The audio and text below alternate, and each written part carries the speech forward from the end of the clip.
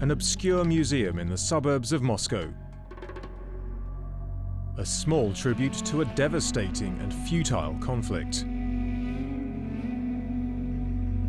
Few Russians know about the museum, even fewer visit it. It seems that many would prefer to forget the Soviet Union's decade-long war in Afghanistan, a war that's been dubbed the Soviet Vietnam. The veterans of the war, however, and their families, can never forget. I've come here to visit my son. He perished in Afghanistan in 1982. This is his statue. I've come here to visit his statue and caress and kiss it as if it were him.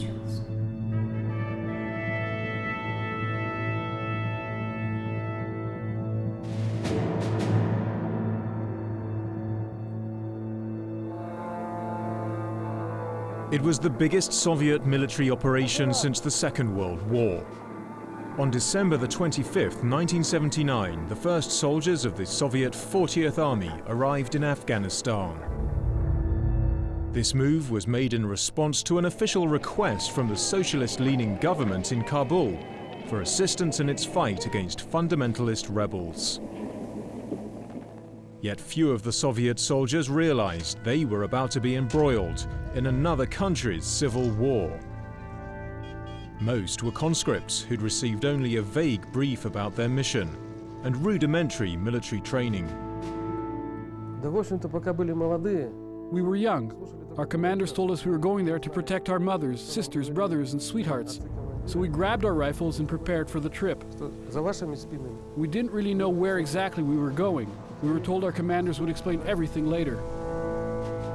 Afghanistan lay to the immediate south of the borders of the then Soviet Union, but its impassable mountains, desert terrain, and proud Muslim population were utterly unfamiliar to the young men from Kiev or St. Petersburg. Of course, I'd expected Afghans to live in poor conditions, but I was shocked by how terrible they were when I got there. According to the Muslim calendar they used, it was the year 1400 when I arrived, and it really felt like it was the start of the 15th century. It was the veils on women's faces that shocked us at first, and the heat, and of course the mountains. Culture shock was one thing, but the shock of war was something else entirely. War was something new to us. Previously, we knew of it only from movies, and now, here we were engaged in it. It wasn't easy for us to realize that this was all really happening. But to the world at large, the invasion of 80,000 Soviet troops seemed all too real. A dangerous assertion of military might by the world's second superpower. That unless the Soviets withdraw their troops, calling the incursion the most serious threat to peace since the Second World War, US President Jimmy Carter urged a boycott of the Olympic Games to be held in Moscow in 1980. The US and its Western allies were determined that the Soviet mission should fail. Other countries too, such as Pakistan and Saudi Arabia, each with their own motives, contributed resources and manpower. They funded and armed Mujahideen fighters to devastating effect. The Soviets called these fighters Duki, the ghosts. This was not like World War II, where there were two opposing sides, and our fathers protected our motherland. In Afghanistan, we didn't know who our enemies were. The Afghans were peaceful and friendly to us in the daytime, but at night they turned to enemies.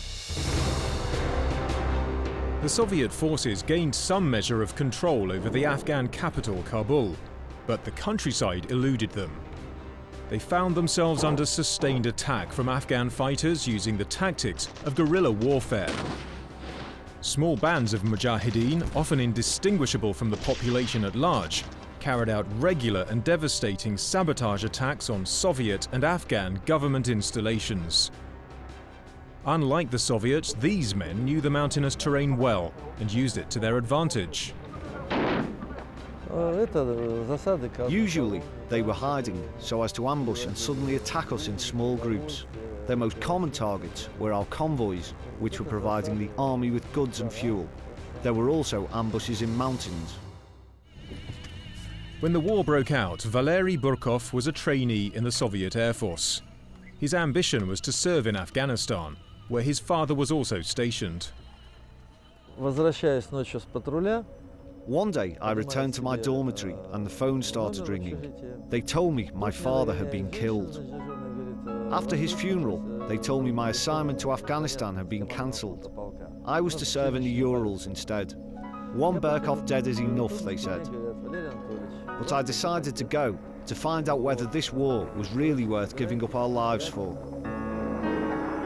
For the young soldiers for whom this was their first experience of war, the loss of innocence was swift. It was often the brutality of their more battle-hardened comrades which shocked them the most. И вот когда я пришел в Афганистан, меня всегда поражало.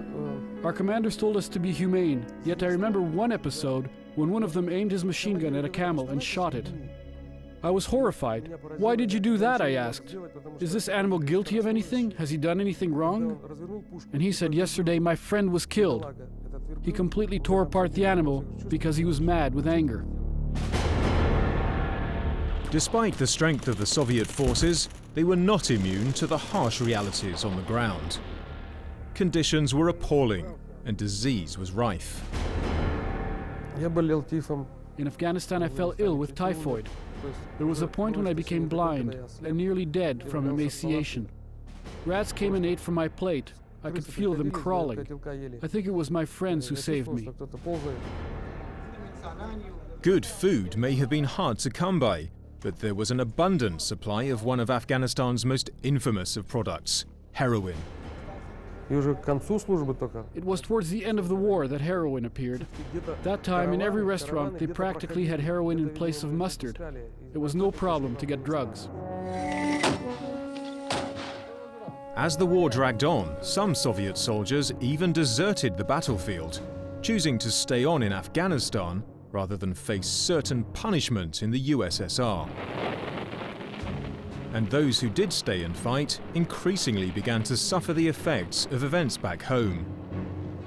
For by the mid-80s, serious cracks were appearing in the communist system itself.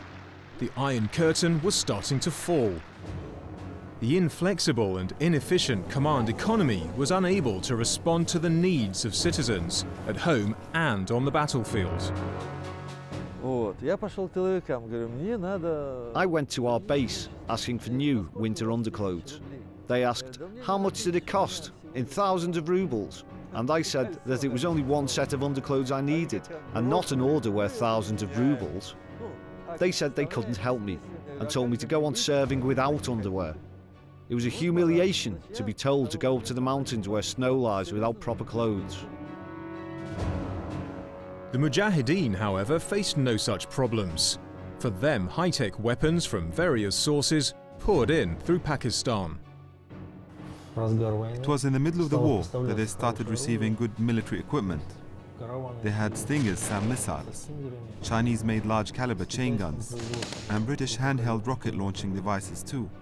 In other words, after we destroyed a caravan, we found as many different weapons as in a whole military museum.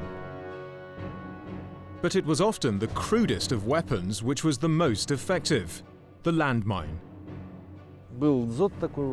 I was inspecting a position which had been abandoned by the Mujahideen. I made a step and a mine exploded under my feet. I heard the sound of the blast and at first decided that it was someone other than me who had stepped on the mine near me. But then I started to lose consciousness and I said to myself, my dream has come true. One night, before I'd departed to Afghanistan, I'd had a dream. I saw myself standing somewhere in Kiev in my full dress uniform, and through one of the trouser legs, I could see that my right leg was a prosthetic device. When Valery returned to the USSR, one among thousands of wounded soldiers, his fellow countrymen were almost entirely ignorant about the war that was being mounted in Afghanistan and of the extent of the Soviet losses. The communist regime and its military censor ensured only the bare minimum was reported. The Soviet people may have been denied information about the war, but not so the rest of the world. The Russians left quite a long time ago. The conflict was becoming not only a proxy Cold War, but a propaganda battle as well. Alleged Soviet atrocities were broadcast around the globe, turning many, especially in the Muslim world, against them. The famous Hollywood film Rambo 3 portrays the Soviets as sadistic killers, resisted by a heroic American agent and noble Mujahideen freedom fighters. Veterans, however, deny that civilians were ever their deliberate targets. Once we got an order to destroy a mosque, as we received intelligence from Afghan sources that militant leaders were going to gather there. Afterwards, the strike footage was broadcast in the West, showing us approaching, the airstrike, piles of dead bodies, women, children, but it had all been a setup. You see, the film crew had been tipped off, and we had been deceived. First, I have directed in 1987, with pressure mounting from the international community for the USSR to pull out, and with Soviet prestige in tatters, negotiations were started for a withdrawal. Gorbachev realized that a war that had lasted for 10 years was leading us nowhere. And most Western governments told us that they wouldn't collaborate or discuss anything with the USSR until our troops were withdrawn. before things get too far out of hand. Many in the West were jubilant that the USSR had been defeated, unaware that the very Mujahideen they'd funded would turn on them in years to come. On February the 15th, 1989, the last Soviet soldier left Afghanistan, crossing the bridge leading home on foot. According to official estimates, the conflict left 15,000 Soviet soldiers dead and 50,000 injured. For those returning to their homes, another battle was only just beginning.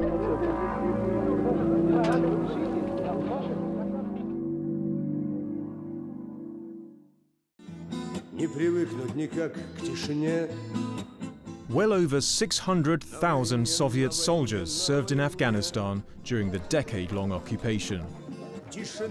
But there are no national monuments to a war regarded by many as a humiliation. Individual towns, however, have chosen to commemorate those who served and died for their country. This monument in the town of Yekaterinburg in western Siberia is known as the Black Chulip, named after the cargo plane that carried back dead bodies to the USSR from Afghanistan. But many of those who returned alive are still disappointed by the lack of support they received. There was no governmental program to help the veterans, even the invalids. We had to survive on our own, so we started to unite.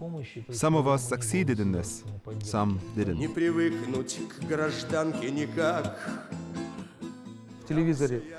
A list of benefits was shown on TV. We read that all veterans get an increase of 2,500 rubles in pensions and more for invalids, 4,500 rubles. But when it comes to receiving the pension, they tell me, you get 300 rubles. Be thankful we even give you that much.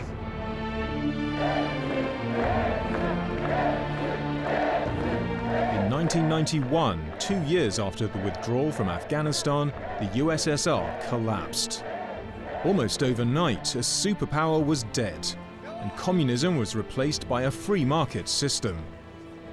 The nation which had sent its troops to fight and die in Afghanistan no longer existed.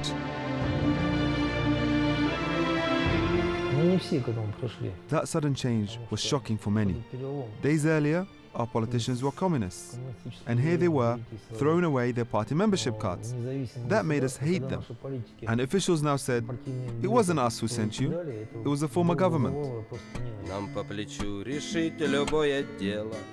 Despite the economic hardships faced on their return, many veterans of the conflict have put their experiences behind them and adapted well into civilian life. Valery Burkov is one. Despite losing his legs in the conflict, he's now a successful politician. But others with no physical injuries, but with deep psychological scars, have found adapting to life after war and to a changed Russia more difficult. During Soviet times, we had certainty and order. People knew what tomorrow would bring. They were sure that they wouldn't lose their job or their flat. And now we have capitalism. Everyone is on his own and in charge of himself, and this leads to emotional stress. People who experience stress during battles react to these changed circumstances very keenly. Valentina Impulskaya works as a doctor in this hospital in the Russian city of Yekaterinburg. Many veterans from the region come here for free, locally funded treatment and support. When I returned from the war, I found out that my girl was already in love with another man. I felt like I'd been left behind. For a long time, I used to talk and scream in my sleep. My mother told me that I was calling my comrades, asking for help.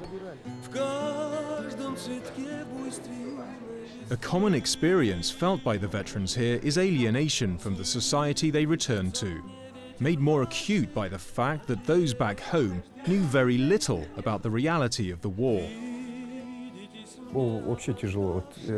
It was very difficult for me when I returned. Maybe that's because I got used to living in danger. After I returned, my friend invited me to a celebration. There were lots of people waiting to see me, as if I was a fossil. They treated me like this because of a lack of information. The country knew nothing about the war. The soldier lives with the idea of a black and white world in which friends are easy to tell from enemies. He can see no compromises, but in real life there is grey. For example, an Afghan veteran is walking down the street and two young men of his age are talking about something. He can't hear what they're actually saying, but they're laughing and looking in his direction. He decides they're mocking him and starts a fight, and this often ends in a criminal case for the veteran. Unjustified violence, addictions, it's all the same. Most patients come here voluntarily, either for the long term or when they feel that the pressures of life are becoming too much. Some of the problems the veterans experience are a direct result of battle injuries. Semen Spector, himself with memories of the hardships suffered by those who fought in World War II, is the former director of the hospital. Unfortunately, many of the soldiers suffered cerebral contusion, that is brain damage or shell shock, as a result of mines exploding under their tanks or armoured personnel carriers. We have discovered that a man with contusion is physically 14 years older than his real age. Psychological instability, poor memory, social problems are all caused by this. Many of the patients here, such as Sergei and Ahlem, have suffered from alcoholism. Most of them found their relief at the bottom of a bottle. It's usual for Russian people to fight their hardships this way. Some of the patients leave the hospital to buy vodka in the nearest shop. Sometimes we even have to bring them back on stretchers. Some veterans use not only alcohol, but other harmful drugs to provide solace. Habits acquired on the battlefield have not been easy to shrug off. Vladimir Gaiwarinok first tried heroin in Afghanistan and has used it on and off ever since. He now suffers from AIDS as a result of his drug use. But he refuses to blame his experiences in Afghanistan for his current plight. I grew into a man there. I learned a lot. Death is a good teacher. May those who died there rest in peace. I think it would have been better for me to have been killed there. It would have been better like this. They would choose to forget what they remember if only they could, but they can't, and they must live with it. And in fact, they shouldn't forget their past. They must pass it on to their children. The knowledge that war is the worst thing. It's merciless. No matter who stands in its way, it erases him from this world. And that is why veterans are the best peacekeepers. They know the value of human life. Even though they might smoke or drink, the sense of justice in them is the strongest. Молчит Санек, хоть любит он в дороге разговоры. Молчит Санек, к рулю приник, глядит упрямо в кручу. Молчит Санек, к рулю приник, упрямо в кручу. И тянет, тянет наливник, не отпускаю ни на миг, автомат на всякий случай. Через ущелье новый мост, и пост усилен вдвое. Ahlam gains comfort from singing of his memories of war. Теперь душманы этот пост. In fact, songs by Afghan veterans have become a mini industry in the nations of the former Soviet Union, with dozens of CDs on the markets.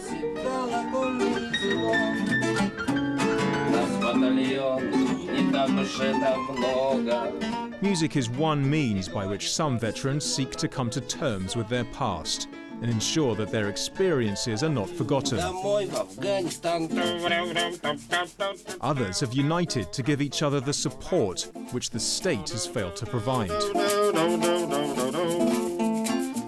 These men are members of the regional Union of Afghan Veterans in Yekaterinburg. They regularly get together to remember the past and toast fallen comrades. Let's leave it to the politicians to decide whether we were doing the right thing or not. Most of us here are not professional servicemen. Back then, most of us were conscripts. We've only one professional warrior here. But that doesn't affect our relations. What unites us is that war. And I propose a toast to those soldiers who never returned home.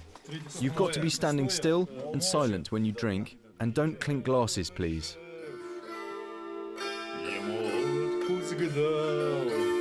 Как пришел солдат, о, родимый дом, вся-то грудь в крестах, сам седой, как лунь, на крыльце стоит молода жена. Like Ahlam's music and the gatherings of the Yekaterinburg Veterans Union, Dmitry Levin's work in this museum in Moscow is another way of passing on the memory of a conflict he fears people may forget. We have letters, photographs and medals collected here as a reminder that war never ends and that each generation has its own war. Today, it is not the communist Soviet Union that's sending its young men to war, but the Russian Federation. A new section has already been added to the Black Chulip Memorial in Yekaterinburg.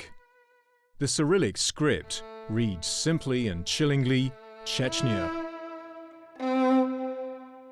Like their counterparts who fought in Afghanistan, a new generation of veterans will pay the price of a war fought for political aims. Their story is only just beginning.